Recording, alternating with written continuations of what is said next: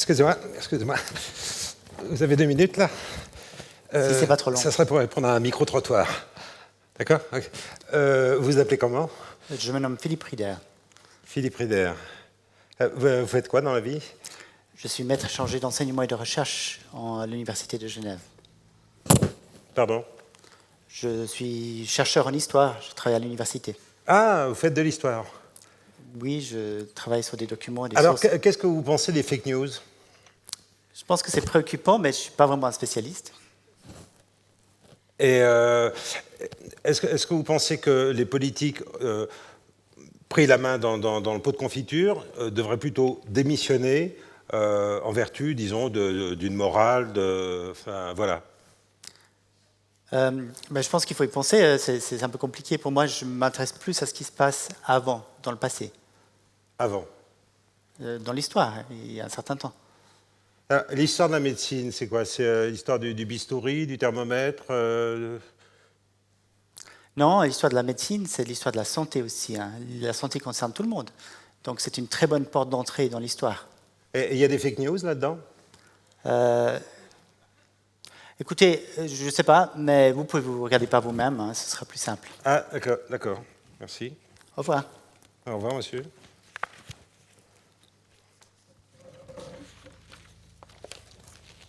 C'est écrit petit aussi. Hein.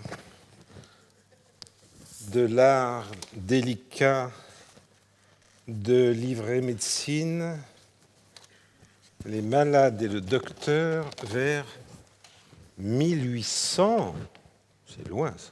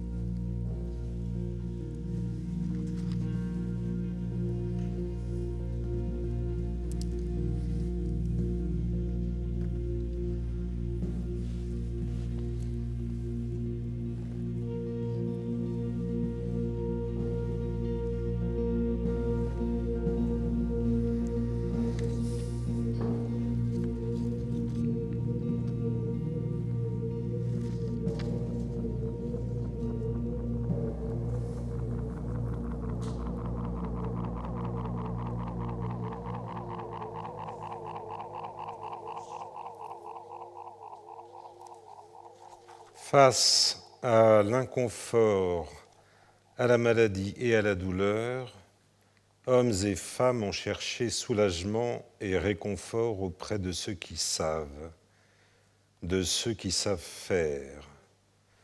L'art de soigner est aussi ancien que la vie sociale elle-même, et la figure du médecin trouve une place dans toutes les civilisations qui se sont succédées depuis la préhistoire.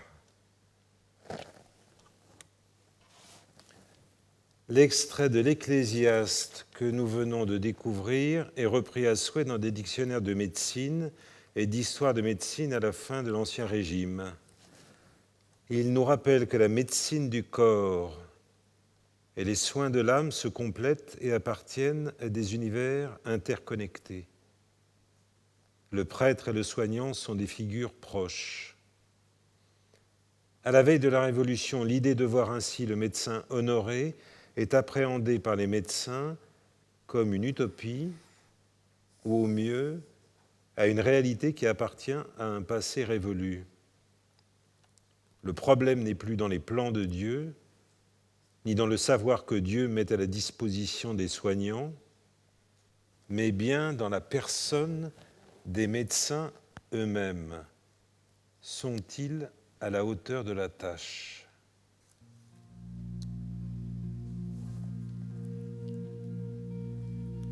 Ce chapitre de l'Ecclésiaste que nous venons de découvrir est repris dans l'article médecin de l'encyclopédie méthodique. L'encyclopédie est organisée par matière et consacre 13 volumes à la médecine. C'est un véritable arrêt sur image de la médecine vers 1800. Philippe Petit-Radel, l'auteur de l'article médecin, est un médecin expérimenté. Son article fait 31 pages. Et il commence comme ça. Le médecin est l'homme qui, ayant toutes les connaissances que donne une étude profonde dans les diverses branches de l'art de guérir, en fait l'application sur son semblable avec ce zèle qui dérive de la philanthropie la plus pure. La probité et le savoir doivent être les qualités cardinales du médecin dans l'ordre social, où chacun doit fournir son contingent pour améliorer l'ordre des choses nécessaires au bien public. Sans la probité, plus de frein à cette vile cupidité que l'espérance du gain alimente et conduit dans l'obscurité où se trame le crime. Un riche vieillard descend avant son heure dans le tombeau que lui entr'ouvre le scélérat par des héritiers avides qui lui promettent une récompense. Le médecin est un savant, un docteur formé dans une université. C'est là une source de prestige. Un soupçon plane pourtant sur cette figure noble. N'est-il pas aussi celui qui profite in fine de la situation ?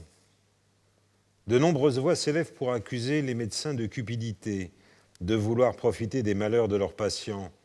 En somme, le médecin veut-il guérir ses semblables ou s'enrichir lui-même ? Revêtu de l'autorité que confère le savoir et le savoir-faire du guérisseur, le médecin est une figure ambiguë. Le médecin qui soigne et le médecin qui fait du tort, le bon médecin et le mauvais médecin. Il n'y a pas une figure de médecin avant la biomédecine, mais une multitude de médecins dont les motivations paraissent souvent suspectes et les compétences insuffisantes. Il ne s'agit pas pour le malade de trouver un médecin, mais de trouver le bon médecin. En d'autres termes, la médecine n'est pas mauvaise, mais il y aurait peu de bons médecins. Le malade cherche à identifier le bon médecin. Celui qui le soigne par amitié n'a en vue que les intérêts de ses patients. Or, au quotidien, à l'exception de ceux qui sont issus de familles très aisées, le médecin est bien souvent issu de milieux bourgeois et il entend gagner sa vie en soignant, ce qui n'est pas chose aisée. Peu de malades ont les moyens de bien le payer. Nombre de ceux qui ont les moyens rechignent à rémunérer des conseils. D'autres, déçus, refusent de payer. À ce tableau, il faut ajouter la concurrence d'autres figures soignantes formées à soigner comme les chirurgiens ou les apothicaires, et encore ceux qui ont appris selon un curriculum peu formalisé comme les rebouteux, les soignants de village et les charlatans. En un mot, la carrière médicale n'est pas une vocation facile pour un jeune homme qui doit gagner sa vie, et pourtant, à partir de 1750, le nombre de vocations médicales progresse rapidement. De nombreux adolescents issus de milieux bourgeois se destinent à la médecine. Pourquoi ? Que pensent-ils apporter ? Comment s'en sortent-ils ? Pour l'historien, aborder des questions complexes comme celle-là requiert de changer d'échelle. Il s'agit de choisir par exemple un cas particulier pour se mettre à hauteur d'homme.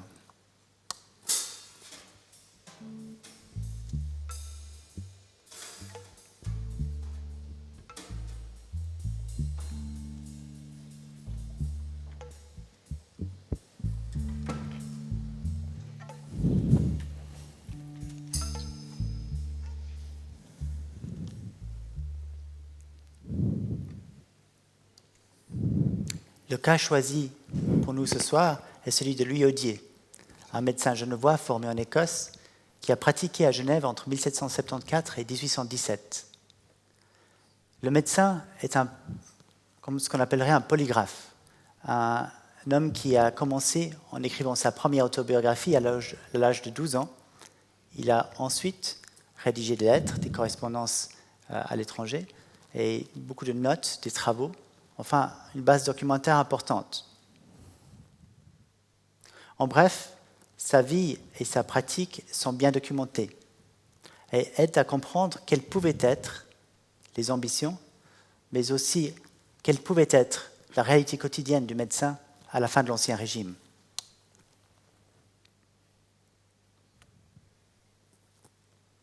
Louis Audier est le fils d'un marchand. Personne dans son entourage n'exerce la médecine.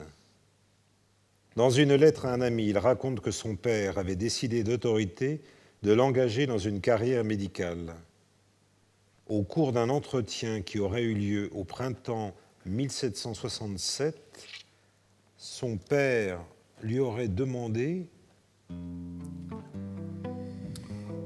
Eh bien, comment voulez-vous gagner votre vie ?» Je lui répondis que je m'en remettais à lui pour cela, que je voyais 3 voies à moi ouvertes, le commerce, le droit et la médecine, et que je le priais de choisir. « Ah, il ne faut penser ni au commerce ni au droit, » me dit mon père. « Eh bien, je serai médecin, » répondis-je. « Et dans quelle université voulez-vous faire vos études ? Là où vous voudrez. Demandez, prenez conseil et décidez. »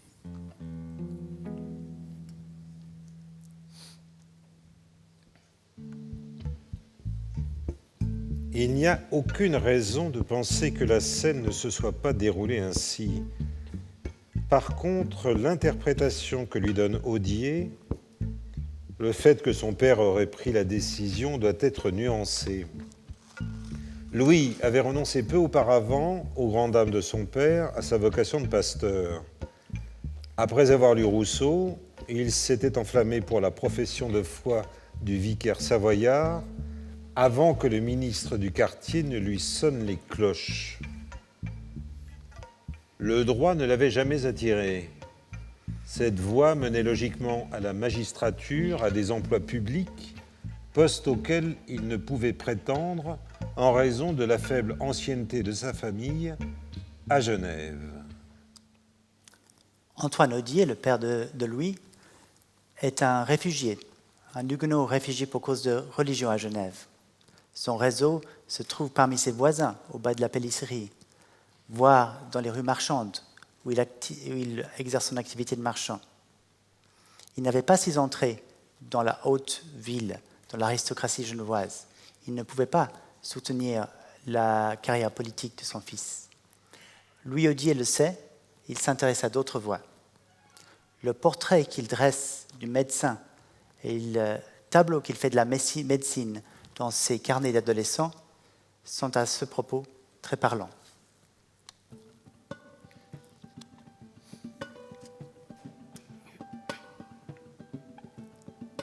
La médecine, bien exercée dans un État, rend tous ses membres robustes, vigoureux et capables de le servir de toutes leurs forces. Elle cause une satisfaction et un plaisir infini à celui qui la professe. Elle sauve quelquefois du trépas ces têtes chéries dont le trépas entraînerait avec soi une foule de maux. Elle fournit des aliments non seulement sains, mais encore agréables. Elle relève quelquefois des nations entières sur le point de périr par la contagion. Que de bien, que d'agréments ne procure-t-elle pas ? Avouons cependant qu'ordinairement, elle est accompagnée de grands désavantages. Mais ce n'est jamais que lorsqu'on l'exerce mal. Un seul mauvais médecin fait plus de mal assurément que 30 bons ne font de bien. Et pour un Hippocrate, combien de charlatans ? Qu'on dise, je le veux, qu'il n'y a plus de bons médecins dans le monde, mais qu'on ne s'imagine pas pour cela que la médecine est un art imaginaire à peu près comme l'astrologie, qu'on y donne un peu plus d'attention, qu'on honore un peu plus ceux qui y réussissent, l'on en verra bientôt les fruits.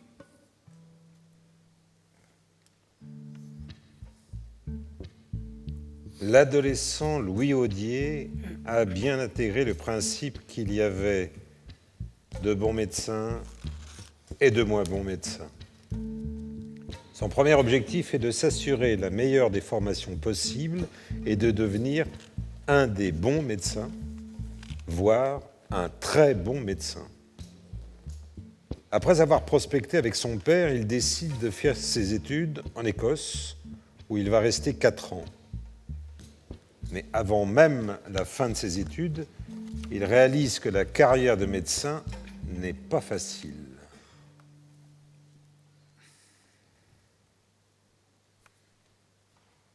En prenant conscience des difficultés, il échafaude des plans et en confère avec ses correspondants. Suzanne Beau, sa future femme, lui propose un moyen de se faire valoir.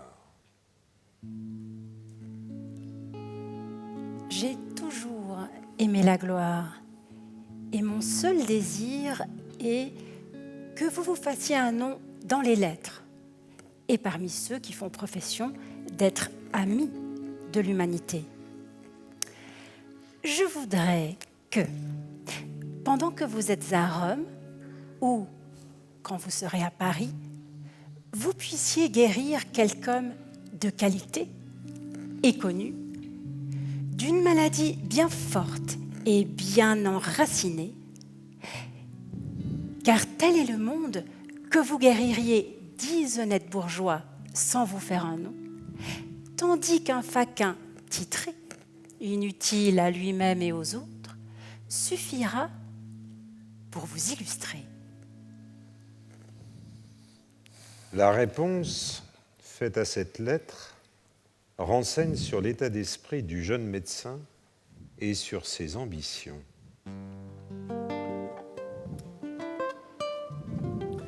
J'espère bien, avec ardeur, à me rendre utile en grand. Mais il me semble qu'il faut qu'un médecin le soit auparavant en détail. Ce n'est point d'un faquin titré, ni du hasard que je voudrais faire dépendre mon crédit. C'est par une infinité de pauvres à la fois que je voudrais commencer, parce qu'alors je serais sûr de mon fait. Le docteur Fothergill, qui gagne toutes les années 50 000 écus par sa pratique, a commencé pendant 2 ans par pratiquer sur un double nombre de malades parmi les pauvres, dont il ne retirait pas un sou. Voilà ce que j'appelle travailler en grand homme, et travailler à coup sûr. Audier entend mettre en œuvre une stratégie assez commune qui consiste à soigner gratuitement les pauvres, gagner ainsi de l'expérience et un certain crédit moral pour que les gens aisés le paient davantage. Sa fiancée lui répond rapidement pour le mettre en garde. Le peuple de ce pays est au moins aussi fier que celui d'Angleterre. Si vous vous annoncez comme devant servir les pauvres gratis, ils aimeront mieux mourir sans remède que de recourir à vous. Et les riches, qui connaissent ici le prix de l'argent mieux qu'en nul autre endroit du monde, parce qu'ils l'ont presque tous acquis à la sueur de leur front, seraient révoltés du prix extraordinaire que vous mettriez à votre savoir et à leur santé. Ils feront par avarice ce que les autres feront par orgueil. Et ainsi, vous vous trouverez abandonnés. Ces échanges entre Suzanne et Louis donnent une idée du doigté dont il faut faire preuve en tant que médecin pour s'imposer dans une communauté.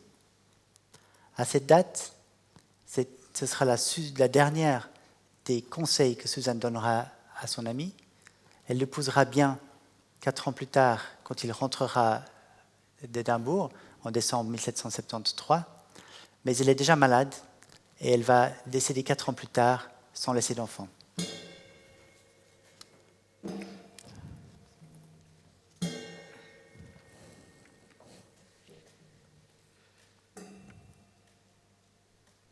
Ensuite des commentaires de Suzanne, Louis Audier va envisager la possibilité de changer les modalités de paiement.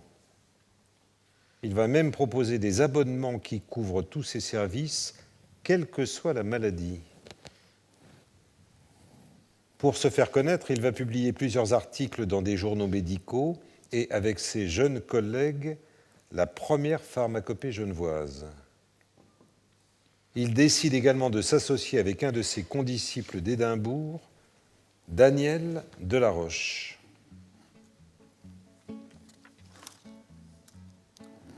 Avis au public. Le public ayant appris l'intention où nous sommes de nous associer, quelques personnes ont trouvé cette idée singulière, quelques-unes même ridicules. C'est ce qui nous engage à en exposer ici, en peu de mots, les motifs et les avantages qui peuvent résulter de cette association pour le public. Il ne s'agira point entre nous de ne jamais nous séparer. Nous pratiquerons chacun de notre côté, comme si nous étions seuls. Nous nous proposons seulement de nous communiquer tous les jours le résultat de nos visites et d'examiner de concert ce qu'il ira de mieux à faire pour nos malades. Quand il le faudra, nous les verrons ensemble et nous n'en recevrons d'autres paiements que celui d'une simple visite. Les avantages d'un pareil plan pour le public sont si simples et si frappants qu'il est surprenant qu'on ne les mette pas plus souvent en exécution. Tout le monde convient que la médecine est une science qui roule presque entièrement sur des probabilités. Quand ces probabilités sont calculées par 2 têtes au lieu d'une, on doit naturellement être bien plus sûr de son fait. Si quelque maladie ou quelque accident imprévu oblige l'un ou l'autre à se renfermer chez lui ou à s'absenter de la ville pendant quelque temps, ces malades seront toujours sûrs de n'être point abandonnés. L'avis au public offre ainsi 2 médecins pour le prix d'un. C'est une tentative de pallier à l'inexpérience des 2 praticiens. L'association avec un collègue de son âge et ayant étudié lui aussi en Écosse est révélatrice de la nature de son projet. Il pense offrir une nouvelle médecine. Elle est nouvelle par son rejet des théories, l'importance qu'elle accorde, à l'instar du modèle d'Hippocrate, d'asseoir sa pratique sur de patientes observations. Comme d'autres à cette époque, il avait consacré de longs mois à des stages cliniques et estime être au fait de la médecine et surtout bien plus compétent que les médecins plus âgés. L'avis au public est publié seulement 3 jours après que Louis Audier ait reçu le droit de pratique à Genève. L'enchaînement rapide des événements atteste de la détermination et des ambitions du jeune médecin qui entend s'imposer rapidement sur le marché médical.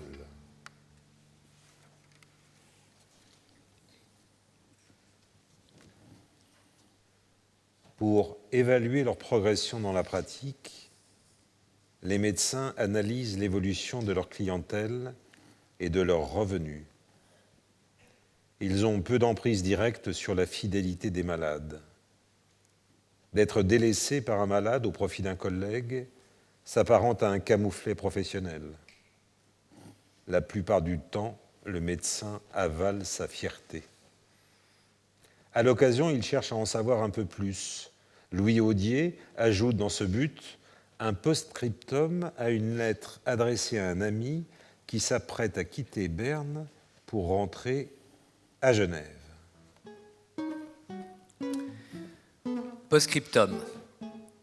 Mes compliments à votre compagnon de voyage, Monsieur Fazy. J'apprends avec plaisir qu'il est mieux. Si l'occasion s'en présente et que, sans me compromettre, vous puissiez apprendre de lui pourquoi il m'a quitté pour prendre Butigny, je serais curieux de le savoir. Je l'avais guéri très promptement autrefois d'une dysenterie et je fus bien étonné quelque temps après d'apprendre qu'il avait changé de médecin. Dans la correspondance qu'échange Audier avec ses proches, ses collègues et ses amis, nombre de passages attestent de l'inquiétude du médecin d'être abandonné par des malades. Il est toujours soucieux de satisfaire, toujours fâché par les pertes faites au profit de collègues. Louis Audier se confie désormais à celle qu'il épouse en 1780, une année à peine après la mort de Suzanne. Il épouse Andrienne Lecointe, une jeune fille de 12 ans sans cadet, qui est fraîche, bien enrobée et surtout qui respire la bonne santé. C'était là un des critères principaux d'Audier, qui voulait à ce moment-là fonder une famille. Après 7 ans de mariage, en 1787, après 3 accouchements, Andrienne a pris du poids. Elle doit faire une cure et le couple décide qu'il s'agit pour elle d'aller à Spa, dans le territoire actuel de la Belgique. La séparation forcée des époux est l'occasion pour l'historien d'intercepter le dialogue entre eux. Louis Audier y détaille ses préoccupations et ses problèmes professionnels.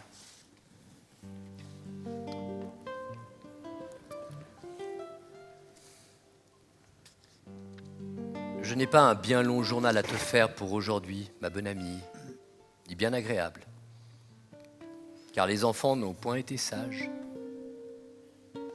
Tu me manques toujours, infiniment, mais aujourd'hui plus que jamais, car j'ai eu tout le jour et surtout ce soir une sorte de tristesse qui tient à je ne sais quoi et dont les distractions extérieures ne soulagent pas comme une amie aussi tendre que toi. Je crois que l'amour-propre et le peu de malade que j'ai y entrent pour beaucoup. Je vois que Dunant fait tous les jours quelques nouveaux progrès à mon préjudice. J'ai su par exemple qu'il avait acquis la pratique du conseiller Lulin qui autrefois paraissait avoir toute sa confiance en moi. Cela me fait de la peine et m'inquiète d'autant plus que l'argent ne vient pas. Je n'ai reçu pendant tout le mois de juin que 182 louis courants, 4 sols et 9 deniers. Et je suis en arrière de plus de 300 louis courants de ce que j'avais l'année passée dans cette saison. Cela m'inquiète pour l'avenir. Et cela me peinerait de perdre la confiance que j'avais obtenue.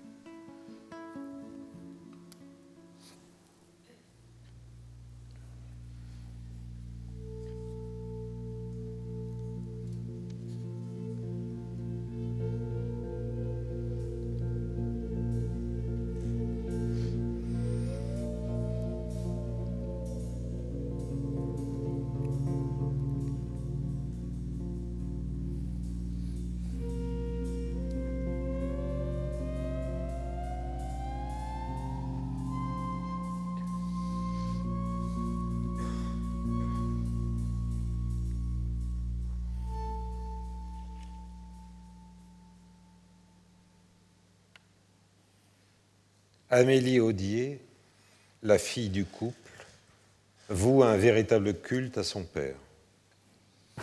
Bien des années plus tard, elle se plaît à lire à ses amis de larges extraits des archives familiales qu'elle recopie et commente. Il en subsiste aujourd'hui 3 gros volumes manuscrits dont le titre est « Souvenirs sur le docteur Audier ». Elle revient notamment sur ce moment de remise en question de son père. Mon bon père avait besoin quelquefois d'être remonté, encouragé. Il était trop modeste, trop défiant de ses moyens. Il ignorait tout à fait l'art de se faire valoir dans le monde en jetant de la poudre aux yeux. Mais lorsque son mérite avait percé, il était bien forcé, par les témoignages d'estime et de confiance qu'on lui accordait, de se rendre justice à lui-même. Il aurait avoué avec candeur ses succès comme ses mécomptes, parce que sa vanité n'avait jamais travaillé à les obtenir. Sa bonne foi ne soupçonnait pas même les petites ruses innocentes employées par d'autres pour se donner du relief, et il était quelquefois étonné de se trouver le seul en arrière quand il était le seul qui ne se fût pas mis en avant. Amélie idéalise sans doute son père. Il est tentant de soupçonner qu'elle confond le personnage que le médecin présentait au monde avec la personne de son père. Si nous retournons en 1787, la réponse faite par Andrienne au mal-être de son mari suggère d'autres pistes pour comprendre l'élaboration du personnage du médecin.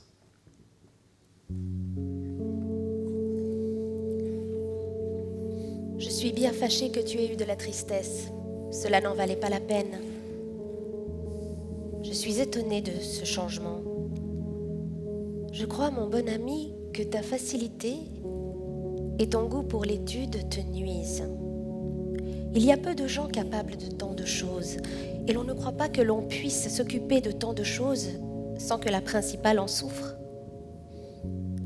Puisque l'on aime les charlatans, il faut apprendre à l'être.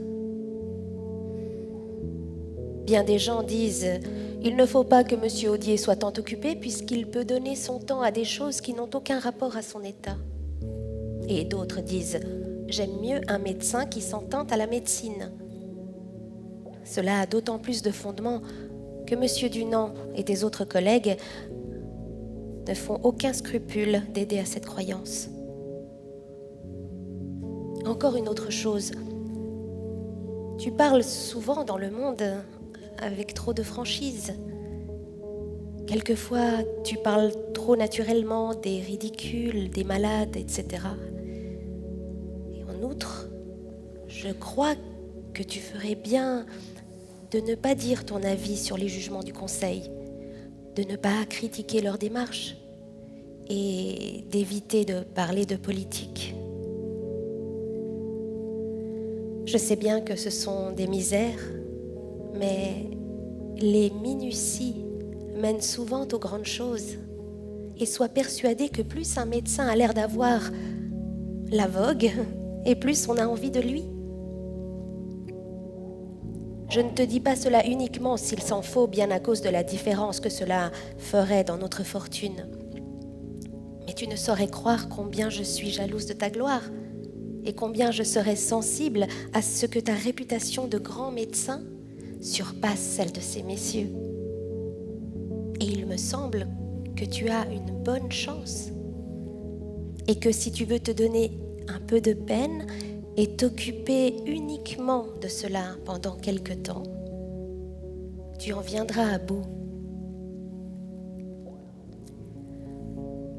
Comme il avait tant été question d'inoculation et des projets, des plans qui n'ont pas réussi, j'avais pensé, mais peut-être est-ce très mal pensé, qu'un avis sur la feuille par lequel tu parlerais des avantages de l'inoculation et que persuadé du bien qu'elle peut faire et que, sachant que quelques familles sans fortune renvoyaient à cause de la dépense, tu le ferais gratis pour tous les pauvres ou les gens qui ne sont pas en état de payer, qu'ils n'auraient qu'à venir chez toi à certaines heures au jour désigné. Je te dis peut-être là une bêtise, mais tu en feras ce que tu voudras, ainsi que de tout ce que je te dis là. Mais sois bien sûr que tout ce que je te dis est dicté par l'amitié la plus vive. Je n'ai pas les talents d'écrire mes idées d'une manière agréable, et souvent je dis fort mal. Mais je suis sûre que le cœur de mon ami fait plus d'attention au but qu'à la réussite.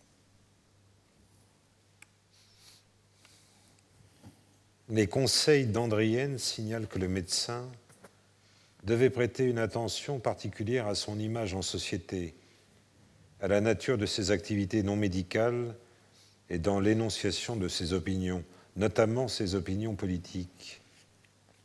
Il révèle également le rôle que pouvait jouer la femme du médecin dans l'innovation, ici en se mettant au service de l'inoculation. L'inoculation est une pratique importée de l'Empire ottoman par Marie Montagu, une aristocrate anglaise.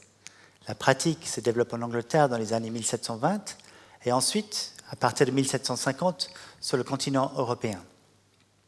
Il s'agit, en résumé, de transmettre, ou plutôt d'apposer du pu pris sur un bouton de variole sur la peau d'une personne qui désire l'immunité.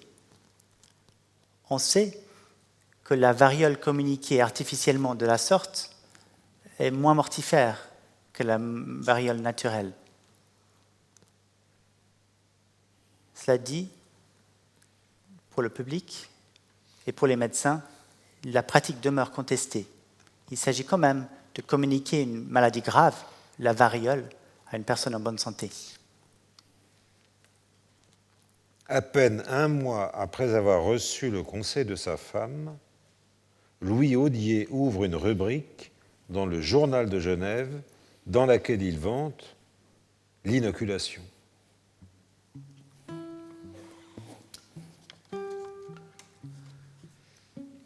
Quand on considère que le nombre moyen de malades qui meurent de la petite vérole naturelle est au moins d'1 sur 10, tandis qu'il n'en meurt pas 1 sur 300 de la petite vérole inoculée, que d'ailleurs les suites de l'une sont infiniment plus fréquentes et plus redoutables que celles de l'autre, qu'enfin, depuis 67 ans qu'on inocule en Europe, il n'y a pas un seul exemple prouvé de récidive, on ne comprend pas pourquoi l'inoculation n'est pas encore universellement reconnue comme le préservatif le plus sûr contre cette terrible maladie. Pourquoi tant de gens s'y refusent encore? Serait-ce par la crainte de dépenses? Mais d'abord, quant au remède, elle est presque nulle, car on en donne très peu. Et quant aux médecins, nous croyons pouvoir affirmer qu'ils se feront tous un plaisir et un devoir d'inoculer gratuitement les enfants qui ne seraient pas en état de les payer. Le rédacteur de cet article, le docteur Audier, qui a eu le bonheur d'inoculer ses 4 enfants et près de 200 personnes sans aucun accident, sera toujours en particulier très disposé à rendre le même service et à donner ses soins aux enfants des pauvres qu'on lui adressera, sans exiger d'autre récompense que le plaisir de les sauver d'un grand danger. Le médecin a donc adopté la proposition de sa femme. S'il prend la peine d'associer ses collègues à l'entreprise, il ne livre qu'un nom, le sien. Il offre d'inoculer gratuitement les enfants qui ne seraient pas en mesure de payer. Le médecin travaille en philanthrope. Il insiste sur cette gratuité concédée aux enfants de pauvres sans exiger d'autre récompense que le plaisir de les sauver. Aux yeux des malades, Audier se distingue peu des autres médecins. Le Journal de Genève s'adresse à un lectorat bourgeois aisé. Si le médecin prend le risque de se voir adresser des enfants pauvres, il trouve dans la diffusion de son annonce une publicité importante auprès des malades de la région.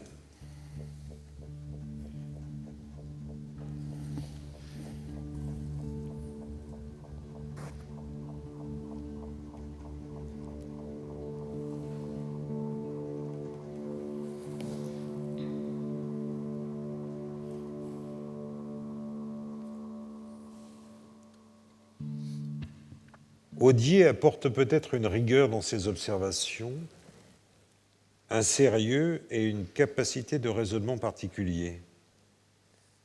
Sa pratique consiste à observer, tenter des remèdes et observer encore.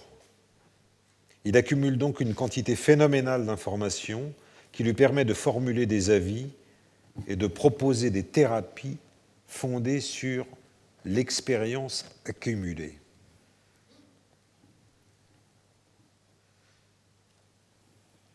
En 1792, son ami Daniel de la Roche tombe malade en se rendant de Dieppe à Douvres en bateau. Il souffre de palpitations et d'un pouls irrégulier. Inquiet pour son ami, Audier lui offre le récit d'un cas similaire. J'ai vu un homme qui, en passant de Calais à Douvres, fut si horriblement tourmenté du mal de mer qu'il sentit tout à coup un mouvement très extraordinaire dans sa poitrine, et dès lors, il eut toujours, soit en repos, soit en mouvement, le pouls très irrégulier, très inégal et très intermittent. La marche lui donnait des palpitations et de l'oppression. Le moindre rhume était pour lui une grande maladie. Il était obligé au plus grand ménagement. Cet état se soutint pendant 7 à 8 ans, sans aucune altération apparente dans sa santé, mais sans aucune diminution dans l'irrégularité habituelle du pouls.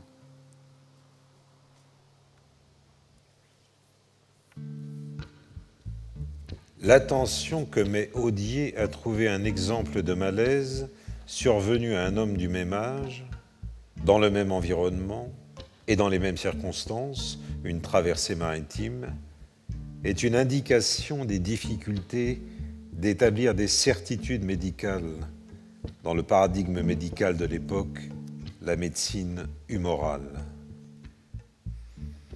Le médecin retrace ce cas pour aider son ami à relativiser son état de santé. Les palpitations passagères seraient tout à fait guérissables, contrairement à la maladie de son patient qui aurait souffert d'une maladie organique. Sa méthode de travail, apprise à Édimbourg, son sérieux, vont l'aider à acquérir une réputation. Il ne perd pas toujours des clients, au contraire. J'ai vu entre autres chez Madame Anchaud-Bernard une jeune Baloise fort riche qui y est en pension et qui est recommandée à Monsieur le syndic Kella. Son père avait eu autrefois pour médecin Monsieur Butini et voulait le donner à sa fille. Madame Anchaud m'a proposé. Il a consulté Kella qui m'a conseillé par préférence. Cela m'a fait plaisir. En 1787, Louis Audier est un médecin respecté. C'est le médecin de membres de l'aristocratie genevoise, de leurs opposants les représentants. Il est aussi le médecin de certains des membres de la royauté ou de l'aristocratie savoyarde de la région. Il soigne également les touristes anglais de passage. Il est lui-même conscient de ses succès.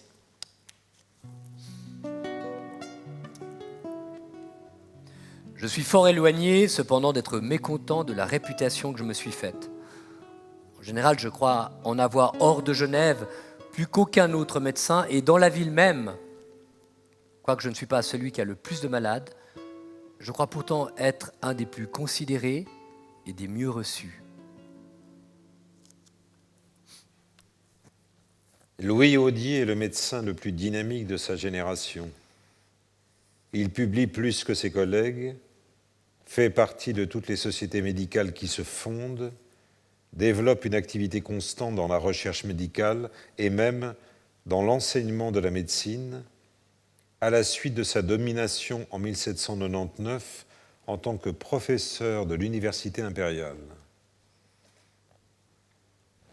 Cela étant, ses recettes, quoique impressionnantes, restent en deçà de ce qu'il dépense pour vivre.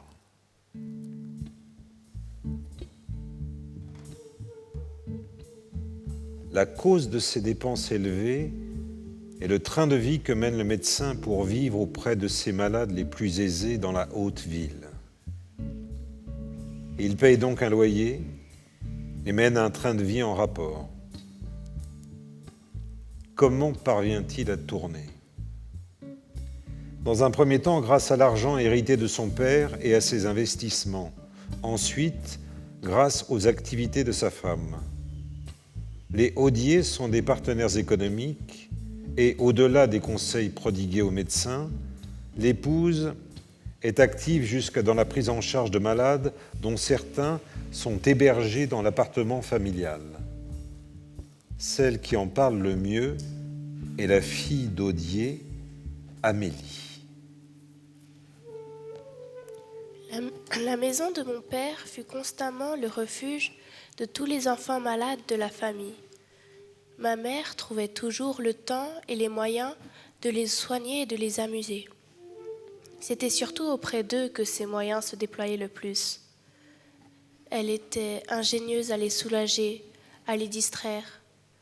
Elle leur présentait toujours un visage serein, agissait à propos, sans agitation, savait également rester dans l'inaction ou s'occuper auprès d'eux selon leurs dispositions du moment. Elle inventait, elle exécutait tout ce qui pouvait leur rendre un peu de bien-être avec une promptitude et une adresse charmantes. Un Mr. Phillips, un Anglais souffrant d'une paralysie des 2 jambes depuis plusieurs années, avait un beau chien de Terre-Neuve qui fit les délices de tous les enfants du voisinage, dont il devint bientôt l'ami et le compagnon de jeu. Cela divertissait Mr. Phillips, mais il ne pouvait se mettre à la fenêtre comme les autres pour voir les gambades du chien et des petits polissons. Maman imagina, entre autres aimables attentions, de faire placer un miroir en dehors de la fenêtre du salon, adapté à mi-bras de fer, de manière à ce que Mr. Phillips pût voir de son fauteuil tout ce qui se passait dans la rue. La pension médicale tenue par la femme du médecin permet au couple de retrouver l'équilibre financier. Le médecin s'inquiète pourtant encore des conséquences désastreuses de ses investissements. Avant la Révolution, comme ses frères marchands et nobles de Genevois, Louis Audier avait emprunté lourdement à Genève pour investir en France. Les banquiers genevois organisaient les emprunteurs investisseurs en groupe et chaque membre de groupe devait signer un billet solidaire par lequel il affirmait et s'engageait à payer pour un autre investisseur de groupe si celui-ci venait à manquer. Au cours de la Révolution plutôt, Louis Audier et d'autres doivent faire face à la baisse de valeur des assignats et de fait, ils sont ruinés. Amélie Audier, sa fille, retrace dans ses souvenirs la solution trouvée par sa mère pour rembourser les dettes de son père. Ce fut pendant une petite maladie de mon père que maman, le voyant très tourmenté de notre avenir, s'il venait à nous manquer, dans le temps où nous ne subsistions que de son travail, conçut l'énergique projet de travailler aussi. Elle entreprit un petit commerce qui lui réussit à merveille. Sa bonne tête, son activité, son bon sens et jusqu'à sa grâce, tout lui fut favorable dans cette noble entreprise. Elle ne sortait plus pour être toujours prête à auner des rubans et dans la suite de la toile et de la mousseline. Elle recevait à toute heure, on ne la dérangeait jamais. Également gracieuse pour tout le monde, elle étalait ses marchandises sans se lasser ni se décourager. Le soir, elle veillait bien tard pour mettre à jour ses écritures. Andrienne Audier s'invente une activité rémunérée.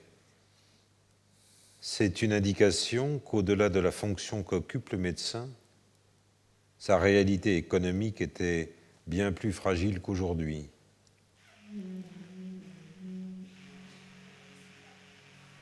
Elle réussit à merveille et elle eut la satisfaction de remplir son but qui était de dégager mon père des billets solidaires.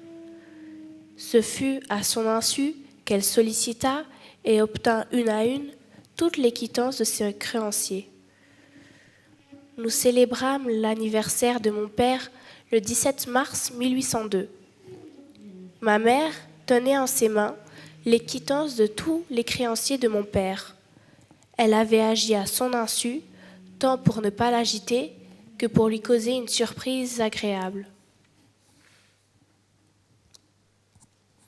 La carrière médicale de Louis Audier n'est pas celle de tous les médecins de son temps.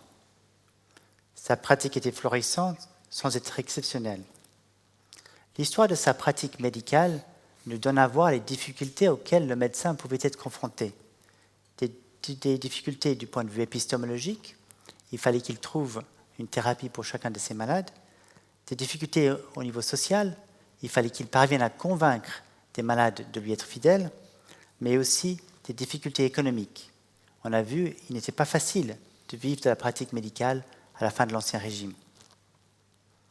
L'histoire de son rapport à l'argent et de son économie nous rend attentifs au rôle que pouvait jouer la femme du médecin, soit dans la carrière de son mari, soit encore dans l'économie du couple.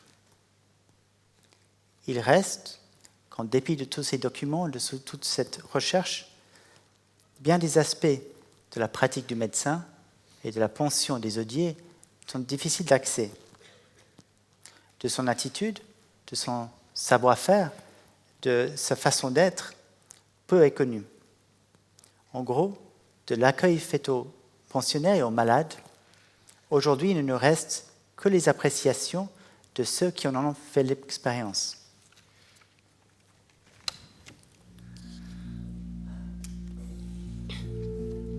Lettre de son patient, Monsieur de Blackenhagen à Louis Odier. Je suis bien sensible de toutes les bontés et des amitiés dont vous nous avez accablés. Je me glorifie d'être reçu dans le nombre de vos amis, et ce titre sera pour moi toujours le plus cher. Monsieur de Kleist m'a écrit, et étant parfaitement content de tout ce que j'ai fait à l'occasion de la mort de son fils, il me charge de vous faire ses remerciements, de même qu'à Madame Odier de toutes les bontés que vous avez eues pour son défunt fils.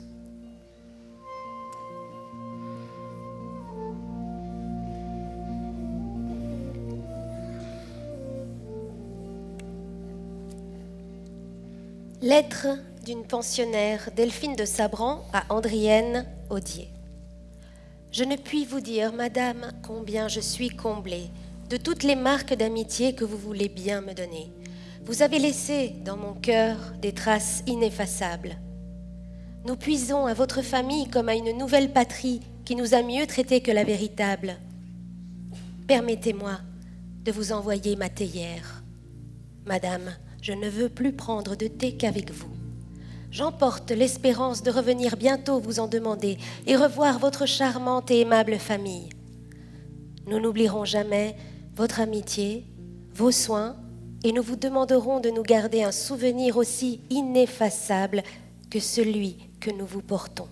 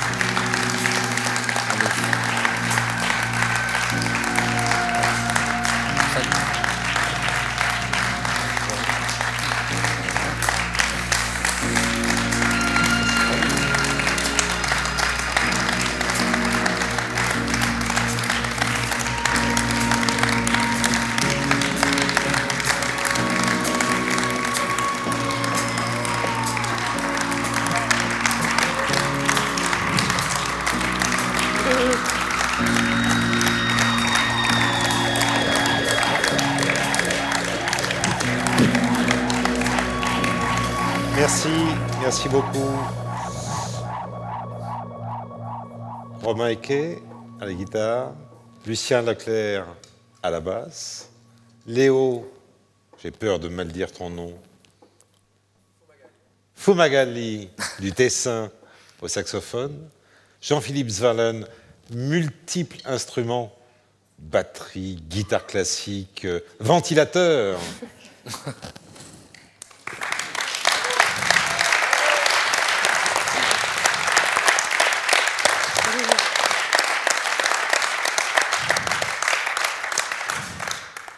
Mauro Bellucci était Louis Odier.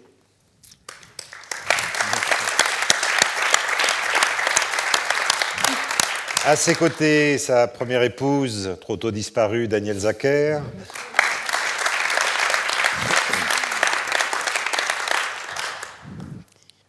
Une autre Zacher, sa propre fille, Sarah Zacher.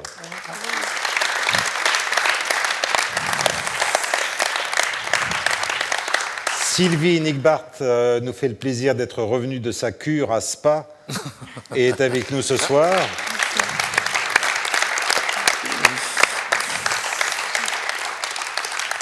Et l'auteur de tout ce travail est à mes côtés. Je le remercie profondément, Philippe Rieder.